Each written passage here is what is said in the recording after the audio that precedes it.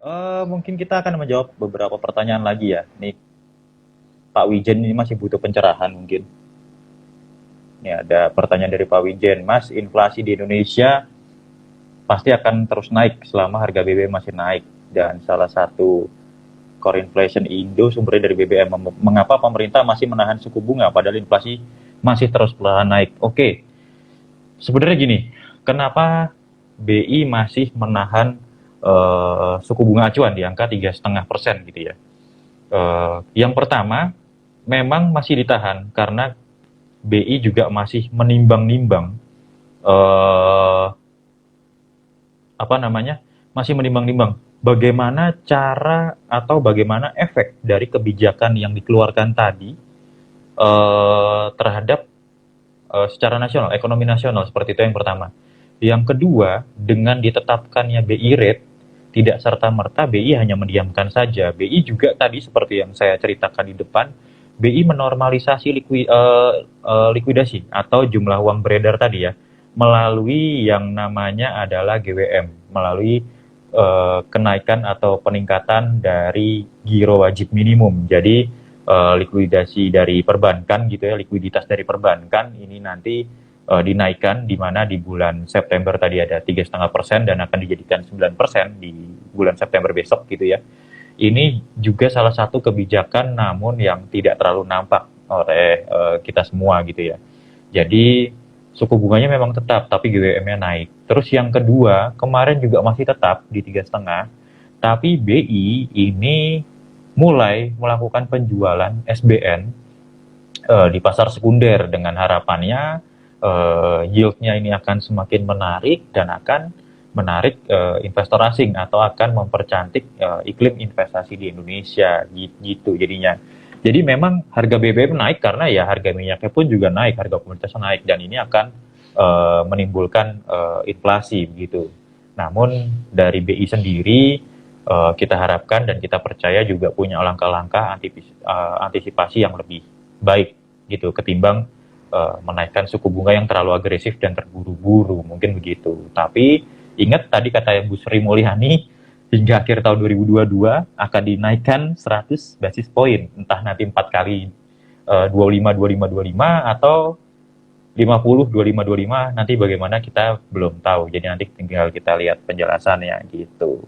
Wah, ini ada Bu Ani. Halo, selamat malam Bu Ani. Ya malam Bu Ani.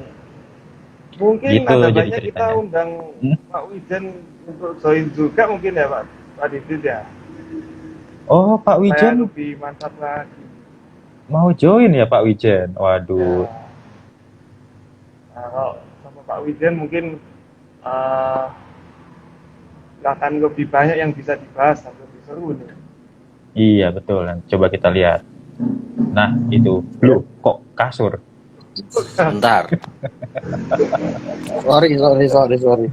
Lagi beres saya nih. Kok kamu invite ini gimana ini ceritanya? Ini Mas William Aduh. tadi yang punya ide, Balik Mas Wijen. kameranya. Bagaimana Pak Wijen Iya, kabarnya? iya, iya. Lagi kurang well. Oh, lagi kurang well. Semoga well done ya Ya. Pak Wi Oh, ya. semoga Iya, saya suka medium rare, Mas. Oh, Kalau sukanya well medium done rare. gosong, nggak enak alot. Heeh. Oke. Oke, mungkin ada yang mau dibahas oleh Pak Wijen nih nanti nih. Atau ada pertanyaan buat Mas William gitu. Apa, Pak? mungkin. Mas William ada mau nanya apa? Nah, baru aja mau ngomong, lebih baik saya yang tanya ke Pak Wijen nih, guru besar kita. Nah, kan tadi cuman mau minta eh, penjelasan komplitnya nih dari statementnya Pak Wijen di chat nih, bisa buat senam jantung, bisa buat senam jantung. Nah, gimana caranya supaya kita ini kalau masuk pasar saham itu nggak senam jantung gitu? Kalau harganya naik, jantungnya naik ke atas. Kalau harganya turun, jantungnya ikut turun ke kaki. Capek juga jantungnya. Supaya secara Rajin. psikologis kita lebih stabil gitu, Pak. Gimana? Oh, gampang itu. Yang pertama harus rajin-rajin olahraga, makanan yang sehat, biar jantungnya juga kuat. Itu dulu ya. Jadi harus menguatkan jantung yang pertama. Yang yang kedua, Kalau kalau kita sebagai seorang trader, rules number one adalah kita jangan pernah untuk eh melihat sesuatu ya, melihat saham atau melihat sosok, lihat dari luarnya aja. Dalam artian begini, banyak generasi-generasi sekarang ya, investor-investor sekarang yang saya lihat memang ketika beli saham ngikutin instruksi atau ngikutin rekomendasi dari tokoh yang dianggap legend misalkan kayak gitu ya. Padahal kan dia nggak tahu story di belakangnya si legend itu seperti apa, kan dia nggak tahu ya. Tanpa dikupas lagi gitu ya. Kita sebagai seorang trader kita harus eh, punya dan mampu untuk melakukan analisis sendiri. Misalkan sebagai contoh Mas William merekomendasikan saham ISSP di grup Bitrade Fast begitu ya. Kita boleh untuk mengikuti rekomendasi, boleh, dan memang kita sarankan memang kalau bisa mengikuti. Tetapi jangan langsung telan mentah-mentah. Kita harus cek kenapa sih nih Pak William kok rekomendasi ISSP, dan kenapa kok benar, kenapa TP-nya di sekian, kenapa nggak di atasnya lagi. Kalau perlu ditanyakan itu. Jadi kita jangan cuma sekedar menerima mentah, oh ya udah rekomendasinya dibeli di harga 100, jual 105, ya udah. Tapi kita harus tahu, dan kita ada grup di Trade Fast itu tujuannya untuk ya supaya teman-teman tuh bisa lebih kritis. Jadi kita sebagai seorang trader harus kritis. Kritis ini sudah jarang dimiliki oleh trader-trader generasi sekarang kalau saya lihat. Sehingga gampang sekali trader sekarang itu ternina-bobokan dengan apa, dengan image ya, dengan branding tokoh-tokoh tertentu yang padahal kalau kita sebagai orang yang sudah lama di pasar modal ya, saya dari 2006 dan saya cukup tahu betul dalam pasar modal seperti apa. Saya tahu, oh ini sosok ini sebetulnya tidak seperti itu gitu loh. Tetapi dikemas sedemikian rupa sehingga orang-orang yang awam yang tidak tahu jadi percaya. Nah, hal-hal yang seperti ini yang berbahaya. Jadi kita sebagai seorang trader harus punya kritisisme ya. Kita harus kritis dan kita harus mampu lakukan analisis sendiri. Itu yang pertama, dan yang kedua. Yang ketiga adalah kita harus punya yang namanya kemampuan untuk mengenali resiko kita sendiri ya. Itu juga cukup penting. Artinya ketika kita trading ya kita harus paham berapa sih resiko yang bisa kita pertaruhkan, itu berapa. Betul. Sebagai contoh, tiap orang pasti punya modal beda-beda ya. Misalkan saya trading di sekitar 500 000 begitu ya. Dan dengan angka segitu berapa sih uang yang berani saya korbankan kalau saya rugi? Misalkan let's say saya hanya mampu kehilangan let's say 100 juta, ya udah. Jadi itu resiko yang saya harus pertaruhkan, jangan lebih dari itu. Seringkali orang trading jual beli saham itu tidak siap dengan resikonya. Artinya mereka masuk 100 juta, ketika mereka kehilangan 50 juta, mereka stres. Kalau teman-teman kehilangan 50 juta itu stres, ya jangan masuk 100 juta atau jangan masuk 50 juta, masuklah dengan uang yang teman-teman siap hilang gitu loh. Itu nomor satu. Jangan melihat keuntungan. Banyak trader-trader gagal gara-gara apa? Gara ngejar keuntungan, tapi resikonya nggak pernah dilihat. Gitu loh. Nah, sekarang saya tanya balik ke Mas William dan Mas Didit. Kalau Mas Didit sendiri setiap trading sekali cut loss maksimal berapa yang bisa Mas Didit tanggung? Nanti kita akan tanya ke Mas William juga ya. Oke, kalau misalnya bicara risk to reward, saya biasa angka 3-5%. Kalau udah turun di angka segitu, ya 3% lah. 3% itu udah cut. Kenapa? Karena daripada saya kehilangan banyak modal gitu ya, maka lebih baik saya cut loss di angka segitu. Dan gimana kalau misalnya udah di cut loss naik? Ya udah di cut loss naik, kalau kita lihat indikasinya memang ini akan melanjutkan kenaikan, ya kalau bisa kita kejar ya kita kejar. Tapi kalau saya lebih ke konservatif, maka ya udah, kalau cut loss ya saya pindah ke tempat lain aja, mendingan begitu. Secara nominal kira-kira berapa per kali cut loss? perkali cut loss kalau 3% ya karena nominal sahamnya beda-beda, saya pakai patokannya persen. Kalau turunnya 3% ya udah cut Oke. gitu. Kalau Mas William gimana Mas William? Batas resikonya berapa Mas? Saya juga kisaran 3-6% gitu. Nah, mungkin kalau secara profil resiko saya lebih nggak konservatif dibandingkan Pak Didit. Tapi so far khususnya di market yang lagi volatile kayak sekarang gitu, eh, lebih cenderung disiplin cut loss-nya. Begitu cut loss ya sudah gitu. Misalnya mau naik, nanti bukan rezeki. Misal memang secara indikasi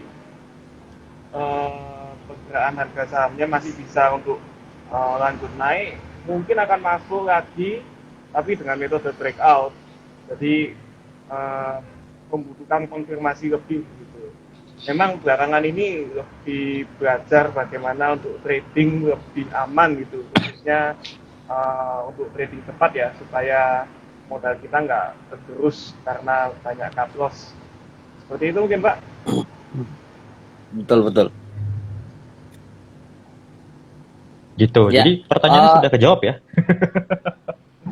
Pertanyaan udah kejawab ya. Oke. Aman Pak. Ada lagi mungkin yang mau tanyakan?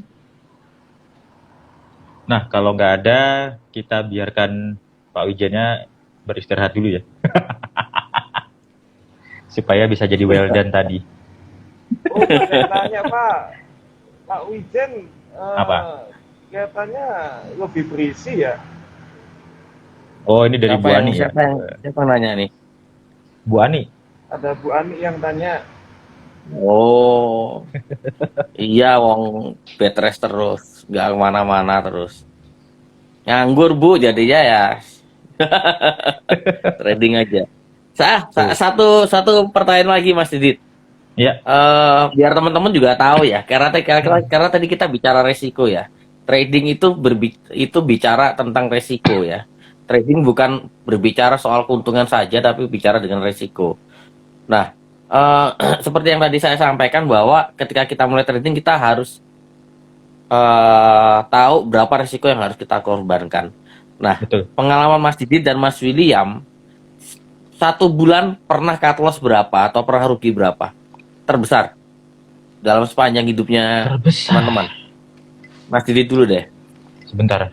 Saya agak nggak inget ya. Mungkin yang saya inget bulan kemarin deh. Karena trading saya itu kecil-kecil ya. Saya tuh orangnya lebih modalnya modal kecil gitu ya. 4 sampai 6. Kecil tapi ekornya 10. Kan kecil, Pak. Ya tapi kali 10 ada 10 akunmu. Kecil sama besar memang relatif ya. Jangan membocorkan dapur orang. Oh iya. Jadi 4 sampai 6 lah kemarin tuh. Di Bulan ya? kemarin ya. Bulan kemarin. Bulan. Oke. Kalau Mas William? Ingatan saya pendek kayak ikan. Jadi agak susah.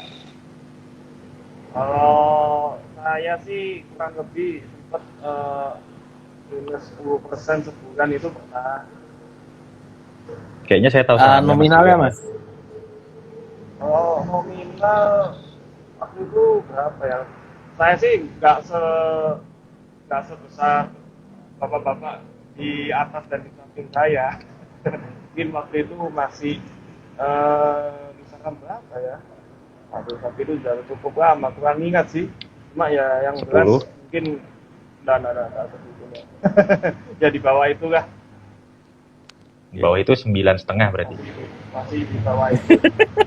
Modal saya 9,9 Mas. Oh, 9. Pak Didit kan jauh. Ya itu Saya itu akun masih kecil, Mas. di bawah 10 sih. Oh iya, 9,9 berarti. Kalau saya pernah rugi 1 bulan terbesar hampir 195 juta atau 96 juta sebulan. Cara mengembalikan moodnya gimana? Iya, ini dulu libur dulu trading seminggu. Tapi habis itu lanjut lagi trading lagi. Nggak loss lagi puji kan? Tuhan balik sebulan balik. Oh, sebulan balik. Oke. Nah, mungkin ini Jadi, buat sobat Bitrate contoh ya, gimana cara mengembalikan loss-nya, kemudian bagaimana cara menghadapi loss yang sudah terlalu besar dari sisi hmm, psikologisnya seperti apa begitu. ya begini, kalau ini makanya kuncinya adalah kita harus masuk ke dunia trading itu dengan uang yang siap kita pertaruhkan atau dengan uang dengan resiko yang siap kita pertaruhkan. Artinya kalau kita sudah menganut prinsip itu, kalau kita terjadi kerugian ya kita fine fine aja, kita nggak akan drop mentalnya. Ini lain soal kalau misalkan kita taruh uang deposito anak kita taruh, uang dapur kita taruh, wah itu mentalnya bebannya jadi luar biasa besar. Jadi ketika rugi itu pasti drop banget psikologis kita.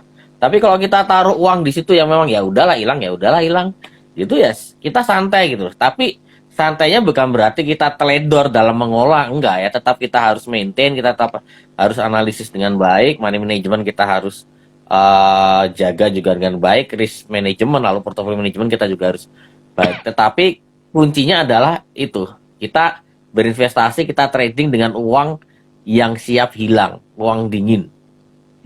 Itu Betul. kuncinya.